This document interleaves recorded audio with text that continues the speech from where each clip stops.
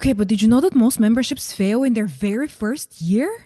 Oh, hi. The worst part, most of these membership failures are caused by completely avoidable mistakes. So today, we're going to discuss the top 3 ones that you should avoid. Oh, and if you're new here, hi, my name is Des and I'm unhealthily obsessed with memberships. I have helped thousands and thousands of people start and grow successful memberships for recurring revenue, and my own membership, BBS, as of this moment, has existed for almost 8 years. And it's probably the best decision I've ever made in my business. Not probably, it's the best. So let's get into it. Mistake number 1, priding yourself on over delivering.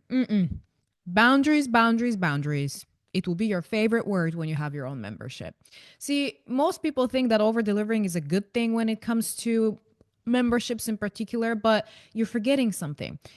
This is meant to give you your time back, not to take up all of it. So when you create a membership and you start giving away things like one-to-one calls or custom-made audits of some sort, when you start encouraging your members to send you messages one-to-one, to send you emails one-to-one, what you're actually doing is you are dishonoring their experience in this offer and in this space, because they're not paying you enough for you to be there one-to-one. And the whole idea of a membership is that they get access to you, if they do, in a limited group setting. Okay, so one, purely from a strategic standpoint, for upselling purposes, you want to bring them from the membership maybe into a mastermind, maybe into a signature group program, maybe into your one-to-one container. But also, when you give them too much in a low ticket membership, people do tend to get overwhelmed. And we forget about this because we're so excited and over delivering feels so good. And then you turn around and your members are freaking out because there's just too much going on.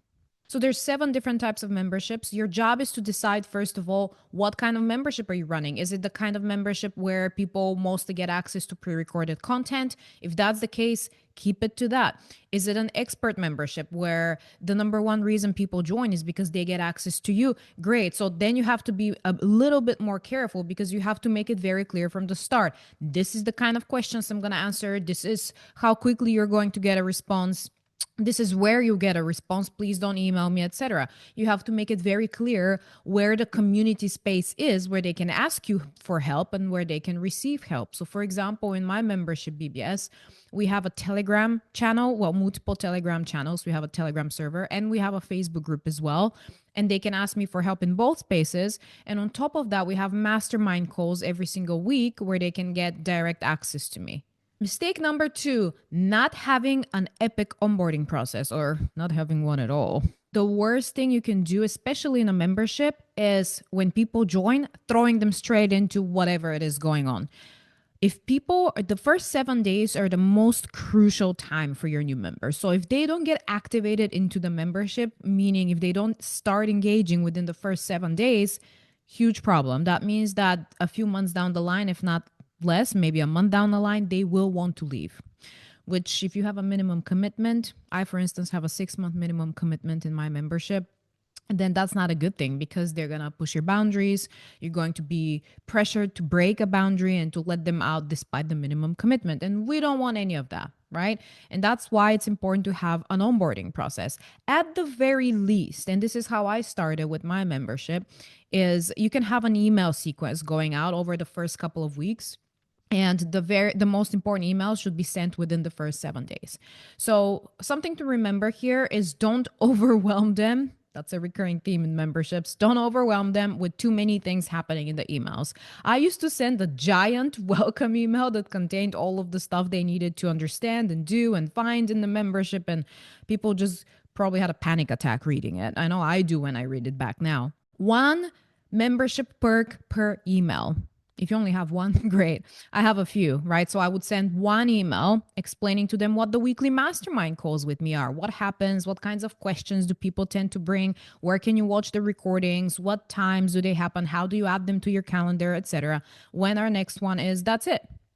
I would send another email talking about the community space. Here's how you join the Telegram channel. Here's how you join the Facebook group. Here's what happens in both places, etc., etc. Another really good thing you can do is create an orientation video.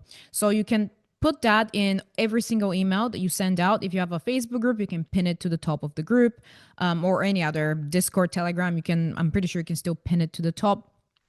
If they have a dashboard of some sort where they get access to any other pre-recorded perks, etc., you should also have it in there at the very top for them to peruse anytime.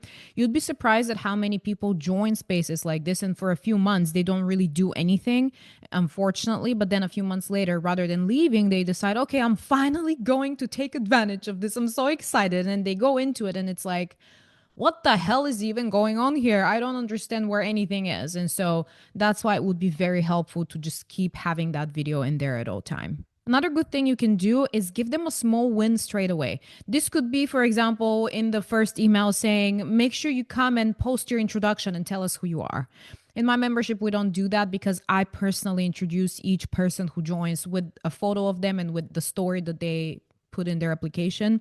But if you don't do that at all, then ask them to come introduce themselves and give them some tips. If you just say, come introduce yourself, some people freeze. So it's important to explain to them, maybe not explain, but give them maybe 3 questions to answer. What do you do? What's your, so for instance, in my application, I ask, who's the person that's inspired you the most? People love answering this question. And that's one of the questions I take that I introduce them with in the Facebook group. Mistake number 3. No retention strategy. And this one really kills me because the whole reason you have a membership is because you don't want to constantly be spending your time doing all kinds of launches, doing all kinds of sales calls to bring people in. Memberships are all about recurring revenue and predictable recurring revenue at that. But how is that revenue predictable in the first place? Well, because you keep providing recurring value and you keep being paid month after month after month, right? And so these are your existing members that keep paying you over and over again, like clockwork. It's not new people you constantly have to bring in. So once you've established 50, 100, 200 people in the membership, you're going to have quite a nice chunk of money coming in every month. And that doesn't necessarily mean you never bring new people in. No, I open BBS once or twice a year usually. I used to do it 4 times a year in the start to really build up its authority and brand awareness. But now that everyone knows about it, all I have to do is just open it once or twice in 12 months. And we replace anyone who's left, and I recover any revenue that was lost. Though, to be honest, little tip here, if you want to recover revenue that's lost from someone leaving in your membership, just have a wait list that you keep building in between launches if you do launches. And then whenever someone leaves, you can just send an email to the wait list and say a spot has opened up. Or even better, maybe every month you open up 2 spots or 5 spots. I have a friend who opens up 20 spots to her membership every month or every 2 months. And she has a wait list of 1,000 plus people now. So highly recommend that strategy. But bottom line is, memberships are about keeping people in, not against their will, of course, but keeping people in rather than constantly having to bring new people. Because the longer people stay, the longer you get paid. Your retention rate is the most important thing, the most important number that you need to pay attention to in your membership. So some tips. One is you can implement an evergreen challenge in your membership, maybe something that you do every month or every quarter, where you can pre-record things like little tasks and post them in your communication channel. In my case, this would probably go in the Facebook group. I used to do that a lot in the first few years. We had a LinkedIn article writing challenge. We had an Instagram live challenge. We had a YouTube video posting challenge. It was all focused on social media for some reason, and people loved it. And it took no effort on my part. I sat down and pre-recorded a bunch of them and then spread them out over the next few months. And they kept people really, really active.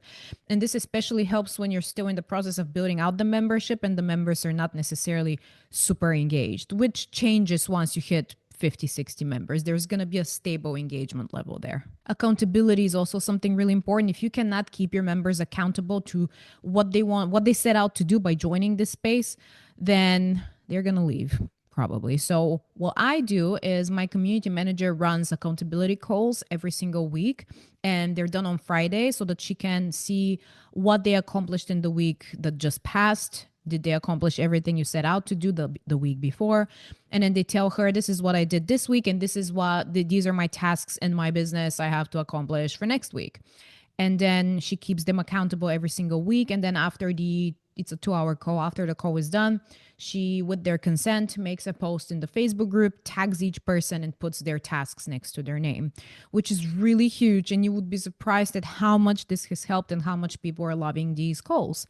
Not everyone shows up, but the ones who do absolutely adore it. And we usually have about 20 people showing up in a membership of 200. If you can't do this right now, what I used to do before this is I used to have accountability groups or accountability partners.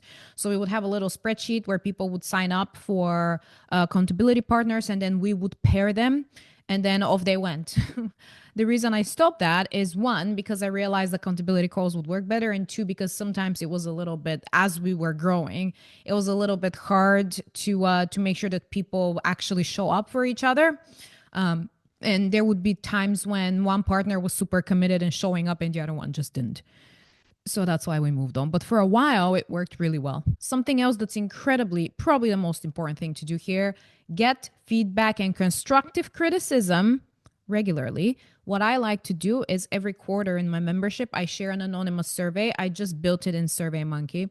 And in there, I have 10 to 15 questions. And the important thing is, I know we all like compliments and praise, and our ego just adores it, right? I mean, oh my God, I know you love the membership. I know you're so happy in here. I know I've done everything perfectly. And as much as we want to hear that, not everyone actually believes that who works with you. And what's way more important is for you to accept constructive criticism. 90% of the things I've ever implemented over the last 8 years in my membership BBS came from this survey. And I don't even know who gave these things to me, this feedback, because it's completely anonymous. People can leave their name, of course, but it's by default, it's anonymous. And they know that, which is why they're so open and sharing, well, this could be better. Well, this, you fucked up here. What, right? This was a mistake. This is what I want. And to be honest, it's very rare. More than 80% of my members rate BBS that it fulfilled their expectations at a 9 out of 10. But still, when they've given me feedback and constructive criticism, it's been a godsend, because I can decide, okay, well, I want to implement this. I want to implement that. But it's one thing to do that by yourself, and it's another thing to open up your mind and just listen. And I find that there's nothing more powerful than listening when you have a group space. So if you only just implement these few things in terms of a retention strategy, you will have people who stay on average so much longer. My members stay for 5, 6, 7, 8 years. I still have people in there who joined 8 years ago and are very much still in. So I hope that becomes your reality as well. And just to recap, 3 super avoidable mistakes. Okay. Mistake number 1 is no boundaries. Okay. Don't overwhelm yourself and your people. Mistake number 2, no onboarding process. And mistake number 3, no retention strategy. And by the way, the last 2 are kind of similar, because the onboarding process is like the beginning of your retention strategy.